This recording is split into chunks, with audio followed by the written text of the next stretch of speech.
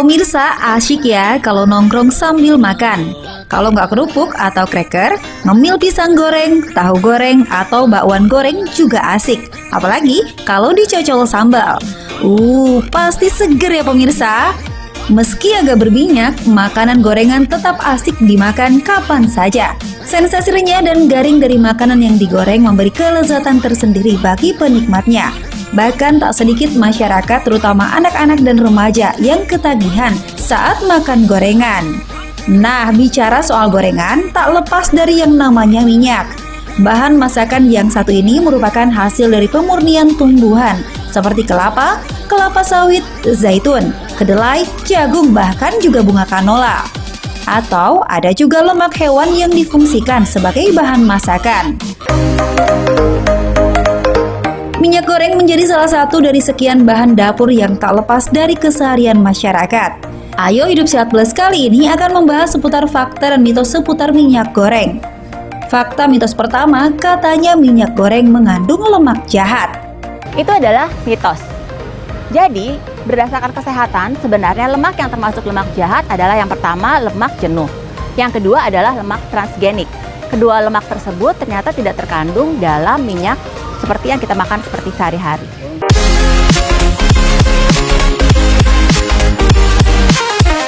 Nah pemirsa, perlu Anda ketahui nih, kalau kolesterol memiliki fungsi penting untuk tubuh. Pertama, untuk membantu pembentukan sel agar tubuh bisa berfungsi dengan baik. Kedua, memproduksi vitamin D, hormon, asam ambadu, dan menghancurkan lemak. Tapi tak semua kolesterol baik. Ada juga LDL atau kolesterol jahat yang bisa sebabkan munculnya penyakit kardiovaskular. Nah, fakta atau mitos ya, kalau kolesterol jahat muncul saat minyak dipanaskan. Itu adalah mitos. Karena terutama kandungan kolesterol itu diperoleh dari bahan makanan yang berasal dari hewani.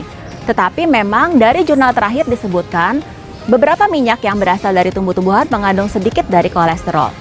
Proses dari pemanasan tidak akan mengubah kandungan dari kolesterol dari minyak-minyak tersebut. Tetapi memang pada proses pemanasan, minyak akan berubah menghasilkan radikal bebas yang berbahaya bagi kesehatan.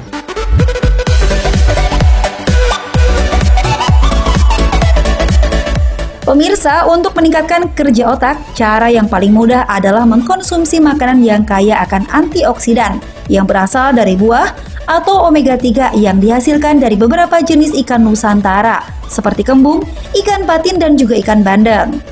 Air putih dan juga buah avokado juga sehat loh. Avokat atau alpukat memiliki kandungan asam lemak oleat yang membantu mengolah proses informasi pada otak secara cepat. Sebaliknya nih pemirsa, katanya kalau Anda menggunakan minyak goreng bisa berbahaya dan sebabkan kemunduran kinerja otak. Fakta atau mitos? Itu adalah sebuah fakta. Apabila penggunaan minyaknya berulang kali dan berlebihan, karena pembentukan dari radikal bebas yaitu dari free fatty acid akan menimbulkan gangguan pada sirkulasi neuron di otak. Biasanya kondisi tersebut akan memudahkan kita untuk terkena penyakit Alzheimer atau demensia di usia yang lebih muda.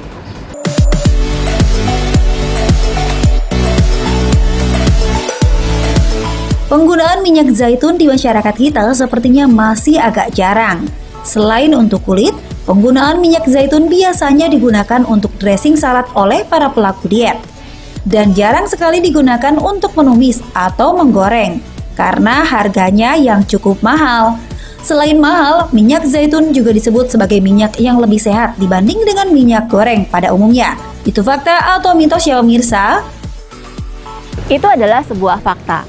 Karena ternyata olive oil mengandung kandungan minyak yang tak jenuh tunggal lebih tinggi dibanding dengan minyak kelapa.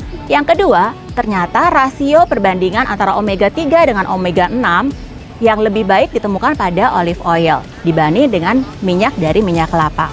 Yang ketiga, minyak kelapa ternyata tidak tahan pada suhu pemanasan yang lebih tinggi dibanding dengan olive oil. Apabila minyak kelapa digunakan dengan suhu yang tinggi, maka dia akan membentuk radikal bebas yang berbahaya buat kesehatan. Oleh karena itu, dianjurkan penggunaan olive oil lebih baik dibanding dengan penggunaan minyak kelapa untuk menggoreng.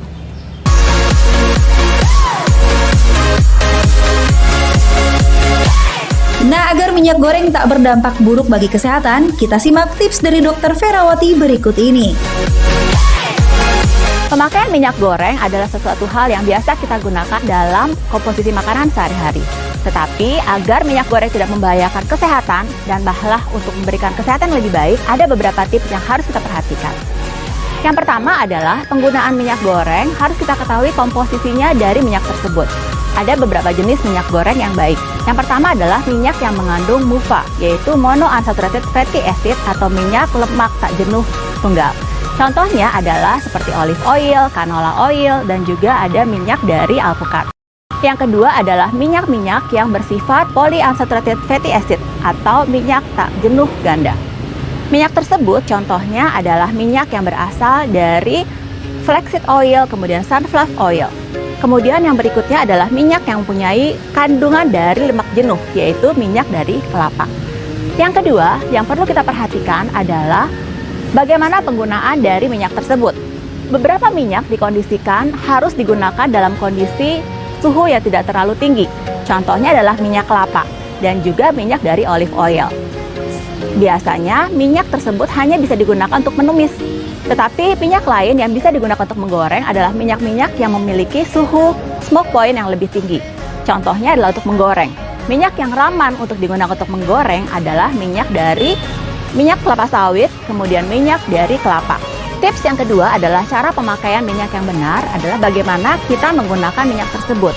Apabila kita menggunakan minyak untuk menumis, maka diperbolehkan menggunakan minyak dengan smoke point yang lebih rendah. Contohnya adalah minyak olive oil atau minyak kelapa. Sedangkan apabila kita menggunakan minyak untuk menggoreng, maka kita memerlukan minyak dengan smoke point yang lebih tinggi, sehingga tidak menghasilkan radikal bebas yang banyak. Contoh dari minyak yang aman digunakan untuk digoreng adalah minyak canola, kemudian minyak kelapa sawit, dan juga dari minyak corn oil. Sedangkan tips yang terakhir adalah kita menggunakan minyak tidak boleh berulang kali. Karena semakin sering kita menggunakan minyak, maka akan terbentuk radikal bebas yang lebih banyak yang akan membahayakan kesehatan kita. Dianjurkan hanya menggunakan minyak sebanyak 2 kali dan selanjutnya minyak harus dibuang dan tidak boleh digunakan kembali.